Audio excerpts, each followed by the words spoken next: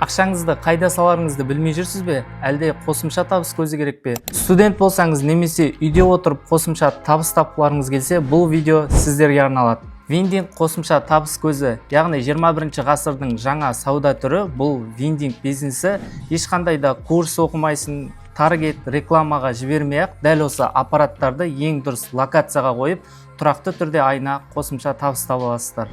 Бастау үшін миллиондап ақша қажет емес, біртіндеп бастап көбейтсеңіз болғаны. Бір өлік аппараттың өзін сағызбен толтыруға 800 штук сағыз кетеді, ал доптардан 500 штук доп, капсула ойыншықтардан 200 штук капсула ойыншықтар кетеді.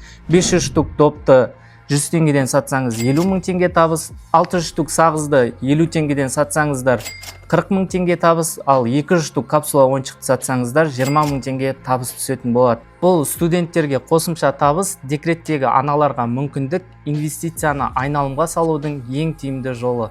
Яғни бір аппарат, бір табыс көзі, екі аппарат, екі есе мүмкіндік, ал 50 аппарат тұрақты түрде ай сайынғы миллиондарды алып келеді. Мүмкіндік бізден, бастысы әрекет сізден.